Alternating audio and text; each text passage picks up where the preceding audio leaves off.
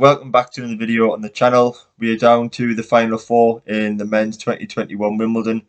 It's been a brilliant tournament so far. We've had upsets, classic points, brilliant matches, and I think we've got another three fantastic matches to go. I did successfully predict three of the men's quarter-final winners, Berrettini, Shapovalov and Djokovic, but I was majorly surprised by the performance and result in the Hurkacz against Federer match.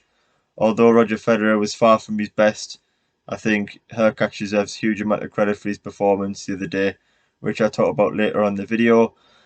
I'm going to start off by talking about Shapovalov and Djokovic, just giving my thoughts on either player and also my prediction at the end. So for Denis Shapovalov, I think the best thing that could have happened for him this tournament, and that did happen for him this tournament, was beating Andy Murray on centre court. And I say that because the Wimbledon crowd's always loud. They like to get behind players. They like to get behind underdogs.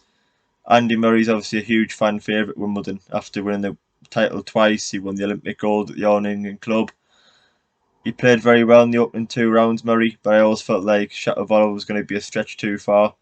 And, Shapovalov's performance in that match was extraordinary, and I think the fans really took to his game style, his shot making, his flair, and they're always going to support him throughout the tournament, and I think that's kind of happened. He's rode the wave. He's enjoyed having the crowd behind him, and I think tomorrow, the fans will want the underdog to win, and they'll probably enjoy again Shapovalov's game style, the winners that he hits, the flair that he plays with.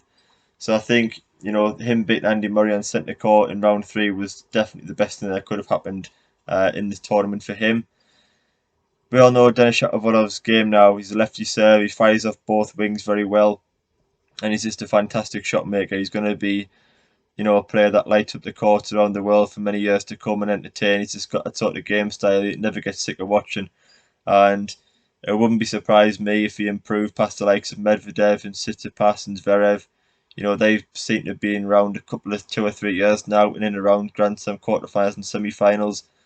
But Denis Shapovalov's really burst on the scene at this Wimbledon and playing some outrageously good tennis.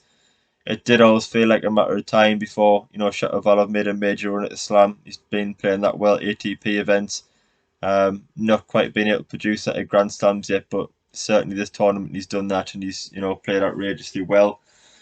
For Novak Djokovic, his draw has been fairly easy, particularly after the comeback, after the exits of Stefanos Tsitsipas and Andrei Rublev early.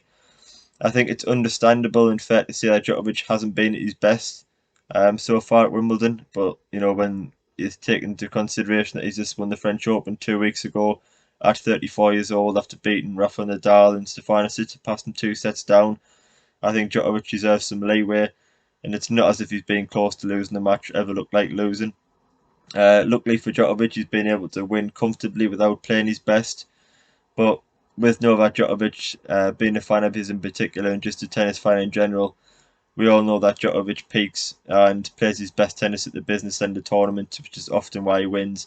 He's not a player that has to really exert himself in the first week of the tournament or in the last 16. He manages to conserve stamina, get through playing, his B or C game. And when the going gets tough in the semi-finals and finals, it really turns on. And I think we all know by now, if Novak Djokovic plays he's 100% best, um, there's nobody stopping him. The tennis that Djokovic produces under pressure at the back end of sets, the experience that he's got, the variety, the shot making, the serve, the return. Everything about Djokovic this year has just looked imperious, and I don't think there's anybody that can live with Novak Djokovic, particularly on the grass, who's left in the draw, if he is somewhere near his best. He has only dropped 1 set so far, so he should be fairly fresh and ready to give the semi-final absolutely everything that he's got. Looking at the head-to-head, it can be slightly unfavourable to Shapovalov, but I don't think it's fully deserving. When you look at the reading, it's 6-0 to Djokovic, but they've played some very good and close matches. So I do think Shapovalov's performed a little bit better than what the record probably suggests.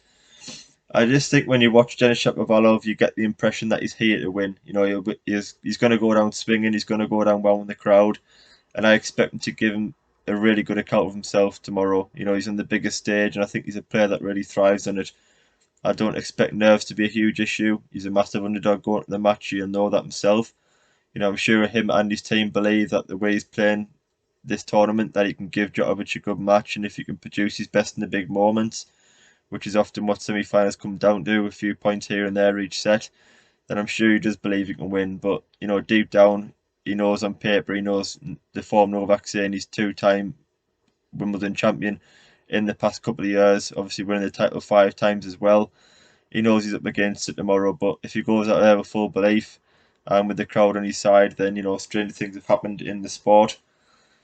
Djokovic has struggled in the past against single-handed backhands. Team and Wawrinka spring to mind last year at the French Open semi-final when Stefanos Tsitsipas rattled off 2 sets in next to no time with aggressive backhands down the line. Djokovic struggled. So there is some, slight things for Shapovalov to take confidence into this one. I expect Shapovalov to come out firing the forehand and backhand winners to get the crowd behind him, play the entertaining shots, try and wind Djokovic up, frustrate him from the back of the court. And I do feel like Shapovalov's often done that at their matches, but then starts to make unforced errors. Djokovic switches momentum and takes over. I think Shapovalov, to stand any chance of winning this match, he does have to win the first set. If he can do that, carry the momentum, get the crowd behind him, as I say, then perhaps he can ride the wave and produce a huge upset. Do I think Denis Shapovalov has the quality in the game to take a set off Djokovic? Absolutely yes. Can he do it over 5 sets? I'm not so sure at all. Djokovic is just a master over 5 sets. He's a master Grand Slam player. He's got all the experience, 19 Grand Slam titles, and people have often been talking about, the elusive 20th Grand Slam. Can he level with Federer and Nadal at Wimbledon? Can he complete the career Golden Slam? And if anything, I think that motivates Djokovic more and will make him play better. I don't think he's a player that's going to thrive under the pressure because of the records. He's got plenty of time to level and improve past Federer and Nadal's record. Only 34 years old in the form of his life. So I don't think he's a player to crumble under the pressure when he's won that many matches and tournaments. One thing I will say about Djokovic's game, I do think he has to be aggressive throughout. I think he has to try and keep Shapovalov defending and on the run. I thought he was too passive in rallies against Fucsovic at times. He allowed Fucsovic to hit the first big shot and dictate the rallies. Fortunately for Djokovic, Fucsovic didn't really have the power or consistency to hit through him too many times. Whereas Shapovalov, I do feel like it will be different. He's got a huge forehand and backhand. He can dictate off either wing. And you can't really offer him too many short balls because he'll let rip and he'll probably hit the lines. I think Djokovic, it's massively important that he's aggressive, particularly on the second serve return. He serves very well, which he's done throughout 2021. But if he gets short balls and he's got the chance to move inside the court and attack the net, I do think he has to take those opportunities. I don't think the long exchanges will particularly suit Djokovic. I think, any short ball for Shapovalov, he's not going to turn down. He's there to hit winners. He's there to be a shot maker. And yeah, I don't think Shapovalov will turn down too many invitations on short balls. I think it's important that Djokovic hits the ball deep, wide, keeps him on the run, doesn't allow him to set his feet inside the baseline. But in terms of a prediction, I do think this is a dangerous match for Djokovic. I genuinely do. I think the shot making of Shapovalov could make this one very interesting.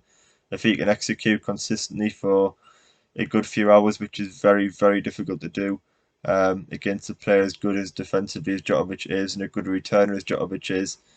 But if anyone looks like doing this tournament, it does look like Denis Shapovalov. He's played superbly well, but as I say, doing it against the likes of Murray and the other players that he's beaten, and then doing it against Novak Djokovic is two completely different things. But I think Shapovalov can win a set, maybe the first or second. I think he might come out firing and hit plenty of lines and take the opener. But I think when Djokovic gets in his groove and really turns it on and realises that he's in a battle, then I think Djokovic will turn around and win the match in 4 sets. So I'm going to move on to Matteo Berrettini against Hubert Hurkacz. And I thought Hurkacz, as I said at the start of the video, was absolutely superb against Roger Federer. I thought Federer was way off his best. I thought the movement has slowed down rapidly, particularly on the backhand side. Doesn't seem to be getting the right position anymore. Doesn't seem to move into the ball with his feet. Often mistiming the ball. I thought the timing was way off on his forehand. A lot of mishits. More mishits than I've ever seen from Roger in a single match. And his serve was very poor as well yesterday. I think Federer, the older he gets, the more he relies on his serve to get him out of trouble. It just wasn't really there yesterday, but as I say, you've got to give credit to Hurkacz, who took advantage of all those things. And you have to realise that it was Hurkacz's first Grand Slam quarter final. It was up against Federer on centre court. Doesn't really get much more daunting than that. But Hurkacz, he went for his shots. I thought he served superbly under pressure. He had variety to his game, and he thought he deserved the win. One thing I will say about Hurkacz, I thought he executed the drop shot very, very well. I don't know whether it was a tactic that he wanted to employ just against Federer because of the age that he is and coming back from double knee surgery. Federer really struggled to get to those drop shots, but if I was Hurkacz, I would certainly be looking to use that weapon again yesterday because, particularly off the backhand side, he executed it very, very well. I thought Hurkacz again, he showed very good court coverage. He served well all tournament and particularly yesterday under pressure. He's got wins over Roger Federer and Daniil Medvedev, two of the best wins you can get arguably on grass. So I'm sure he'll be confident of going further in this tournament. Matteo Berrettini had a very good win over Felix Auger-Aliassime, who I felt again had a very, very strong tournament, and I'm sure he's going to light up the court along with his compatriot Denis Shapovalov for many years to come.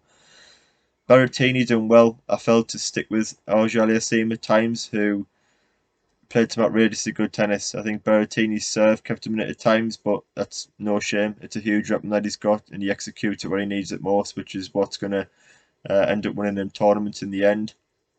One thing I will say about Berrettini, I thought he made far too many enforced errors yesterday. I think over the past 18 months, what I've been impressed with Berrettini is he seems to time his attacks a lot better. He is more willing to rally, go long exchanges, pick the right ball to attack. I thought, a couple of years ago, he was trying to redline every ball. He was often mistiming, trying to hit winners on the wrong shots, and that's something that he's changed over time, which has seen his improvement in his results. But yesterday, I thought, he fell back into some old habits. I think he needs to just be a bit more mature. I think his defensive movement and, as I say, consistent depth really improved over the past couple of years. I think if he can get back into that tomorrow, then it serves a much better chance of winning. I didn't think this Berrettini's best serving day. He missed a few easy balls in and around the net, but he was good enough to beat Aliassime, but I think a little inconsistent at times and probably not the performance that he'd hoped for. In terms of prediction for this one, it's very difficult. I've switched them a few times. I did pick Berrettini's outside pick before the tournament. He faced his first real test in the quarters, and I must say I wasn't, as I say, majorly impressed by his performance. It was good enough at times, and he served well, which got him out of trouble. But it wasn't a really commanding performance where you think, hang on, he can win the title if he reproduces that performance again. If he does clean up his game and serves better, then of course he could win this match. But he's never been a favourite in a Grand Slam semi-final, so it'd be interesting to see how he copes with that pressure. If I was going to pick anybody mentally, I think I would go with Hurkacz. This year he's won a Masters title. He's just beaten Daniil Medvedev from 2-1 down. He's just beaten Roger Federer on centre court in straight sets. So he's bang there. Hurkacz has proven this tournament that he can cope with adversity. He can cope against the top players on a centre court. And that's huge going into a semi-final, particularly when they're both in their semi-final debuts of Grand Slams. With Hurkacz, I've just been very impressed with this tournament. As I say, the great shot selection, solid under pressure, huge first serve and forehand, lots of variety to his game. And I'm sort of a big believer in he's only as good as your last performance. And I must say I was more impressed with Hurkacz than I was Berrettini yesterday. And just to sort of go against the grain, because I don't want to pick favourites all the time, I'm going to go with Hurkacz to win a 5-set thriller and reach his first ever Grand Slam final. But can't wait for both finals. I will be writing live text commentaries on Tennis Head if anyone wants to follow along with those tomorrow. I'll leave me link to my Twitter in the description below where you can follow me on there, and I'll be posting the links to those commentaries tomorrow.